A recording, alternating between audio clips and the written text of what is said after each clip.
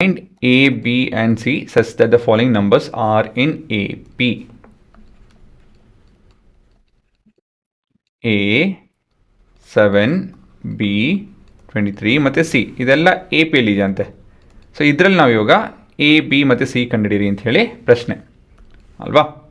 ಇವಾಗ ಹೇಗೆ ಮಾಡೋದಿದೆನಾ ಹೇಗೆ ಮಾಡ್ಬೋದು ನಾವು ಅಂತ ಹೇಳಿದ್ರೆ, ಇವಾಗ ನೋಡಿಲಿ ಇದು ಸೆಕೆಂಡ್ ಟರ್ಮು, ಇದು ಫೋರ್ತ್ ಟರ್ಮು. ಇವೆರಡು ನಡುವೆ ವ್ಯತ್ಯಾಸ ಬಂದು 16 ಅಲ್ವಾ. 16 ಬರುತ್ತೆ, ಹೌದು. ಇದನ್ನು ಉಪಯೋಗಿಸ್ಕೊಂಡು ಹೇಗೆ ಮುಂದುವರಿಬೋದು ಯೋಚನೆ ಮಾಡಿ.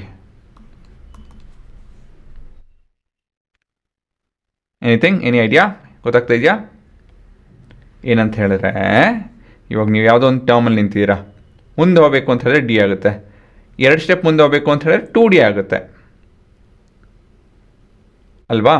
ನೋಡಿ ಒಂದ್ಸತಿ ನೋಡಿ, ಹಿಂದೆ ಹೋಗಬೇಕು ಅಂತ ಹೇಳಿದ್ರೆ ಡಿ ಆಗುತ್ತೆ, ಇನ್ನು ಹಿಂದೆ ಹೋಗಬೇಕು ಅಂತ ಹೇಳಿದ್ರೆ 2D ಆಗುತ್ತೆ, -2D.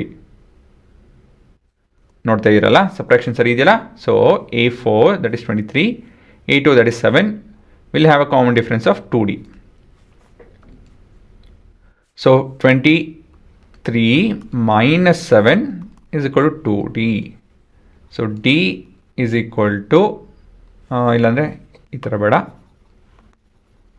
ಕರೆಕ್ಟ್ ಇದೆಯಲ್ಲ ಇದು 16/2. ಇದು ಕನ್ಫ್ಯೂಸ್ ಆಗುತ್ತೆ ಅಂತ ಹೇಳಿದ್ರೆ ಈ ಥರ. So dividing with 2 both the sides and we have D is equal to 8. So ನಿಮ್ಗೆ ಕಾಮನ್ ಡಿಫ್ರೆನ್ಸ್ ಸಿಕ್ತು.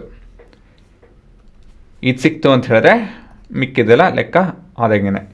ಇವಾಗ A1 ಕಂಡುಹಿಡಬೇಕು. A which is A2 plus ಅಲ್ಲ -D.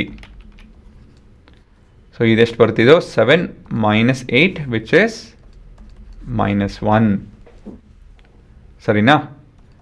Next B is equal to A2 plus D which is 7 plus 8 which is equal to 15. ಮತ್ತೆ C is A3 plus D. So A3 is 23 plus 8 which is 31 ಅಲ್ವಾ.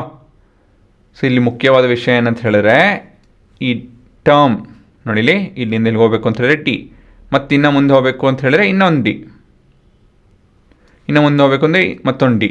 So ಈ ರೀತಿಯಲ್ಲಿ ಮುಂದೆ ಹೋಗ್ಬೇಕಾದ್ರೆ ನಾವು common difference ಉಪಯೋಗ ಬರುತ್ತೆ ಅಂತ ಹೇಳಿದ್ರೆ, ಅಂದರೆ ಅಂತ ಅರ್ಥ ಮಾಡ್ಕೊಳ್ಳೋದೇ ಮುಖ್ಯ ಇಲ್ಲಿ. ಗೊತ್ತಾಗ್ತಾ ಇದೆಯಾ?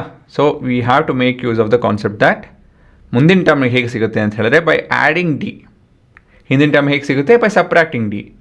ಇನ್ನೊಂದು ಟರ್ಮ್ ಮುಂದೆ ಹೋಗಬೇಕು ಅಂತ ಹೇಳಿದ್ರೆ ಮತ್ತೊಂದು ಡಿ ಬರುತ್ತೆ, +2D ಇಲ್ಲಾಂದರೆ -2D.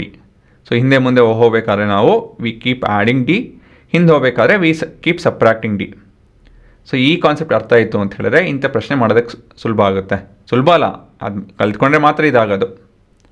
So understand the basics ಚೆನ್ನಾಗಿ ಅರ್ಥ ಮಾಡ್ಕೊಳ್ಳಿ, ಇಲ್ಲಾಂದರೆ ಕಷ್ಟ ಆಗುತ್ತೆ.